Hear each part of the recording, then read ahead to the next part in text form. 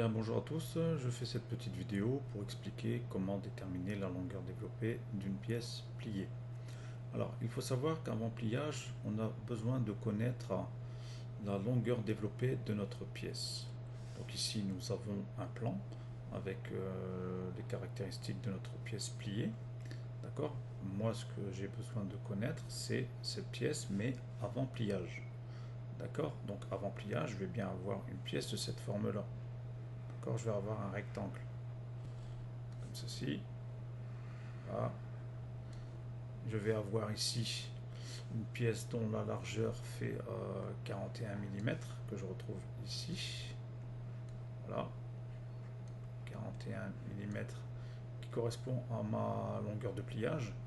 Donc ensuite, je vais obtenir ici deux plis, un pli ici et un pli dans l'autre sens ici. D'accord?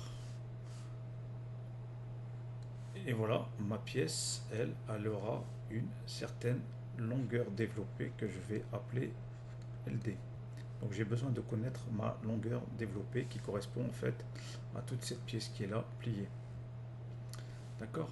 Alors, suivant mon plan, j'ai des cotes à respecter.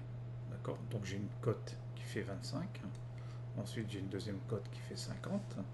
Une troisième cote qui fait 45. J'ai une indication aussi qui me dit que ma pièce a une épaisseur de 2 mm. D'accord? J'ai aussi une indication ici au niveau des angles. Donc j'ai des angles à 90 degrés. D'accord? 90 degrés. Donc voilà. Alors, avant pliage, il faut déterminer cette longueur développée, mais pour connaître cette longueur développée, je dois respecter certains paramètres. D'accord? Et je vais utiliser pour cela un tableau qu'on appelle abac de pliage. Alors qu'est-ce qu'il me dit cet abac de pliage? Eh bien dans cet abac de pliage, je vais retrouver ici une colonne avec comme indication l'épaisseur. Donc l'épaisseur qui correspond, elle, à mon épaisseur de tôle à plier. En l'occurrence, mon épaisseur ici, eh bien, elle fait 2 mm. D'accord? 2 mm. Ensuite, j'ai ici une colonne qui s'appelle V. Alors, à quoi correspond cette colonne V? Eh bien, elle correspond tout simplement à ici, à ma largeur de V, c'est-à-dire ma matrice, pour pouvoir plier ma pièce. D'accord? Alors, ensuite, j'ai ici une colonne avec RI. RI qui correspond au rayon intérieur ici. D'accord? Il faut savoir que on a, dans chaque pli, on a un rayon de pliage. Ici, un rayon intérieur de pliage. D'accord, qu'il soit petit ou grand, en fonction de l'outil que je vais prendre, je vais devoir respecter eh bien, tout simplement ce rayon de pliage. Ensuite, ici, j'ai une colonne où il est indiqué F. Ça, on le verra dans une autre vidéo, c'est la force de pliage. Et ici, on a une autre colonne avec une indication B qui est le bord mini. D'accord, le bord mini qui correspond au bord minimum de pliage.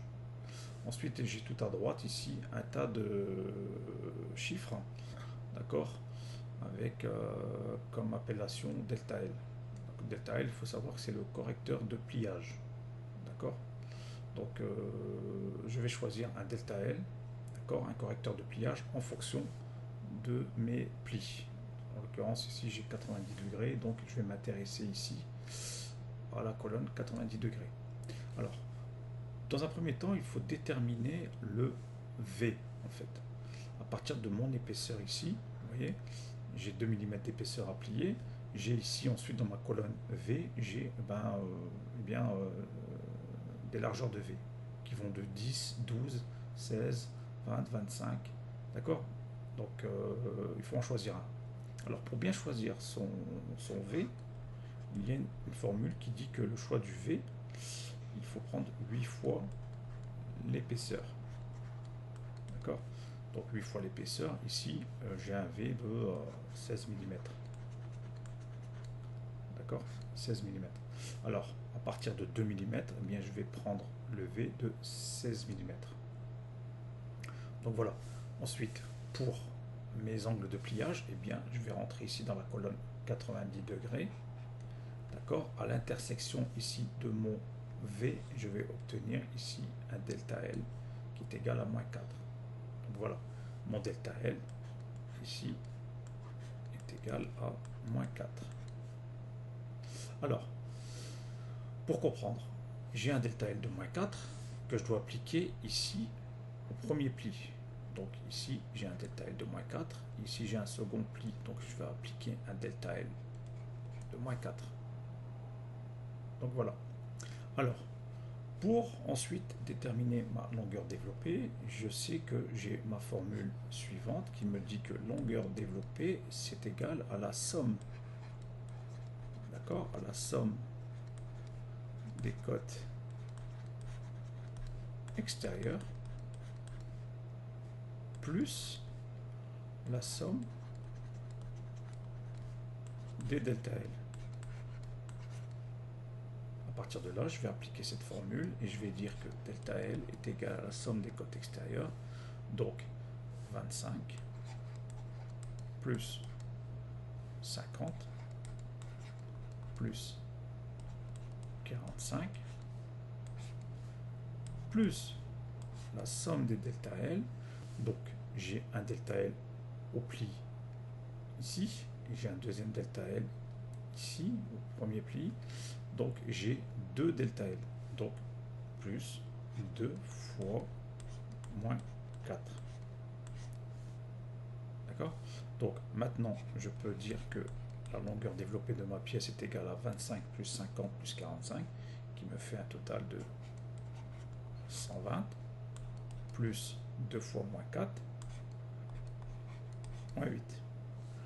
Ce qui revient à dire que ma longueur développée est égale à 120 plus moins 8, ce qui me fait 112 mm. Voilà pour ce qui est de la longueur développée de ma pièce pliée. Merci de votre écoute. À bientôt pour une prochaine vidéo.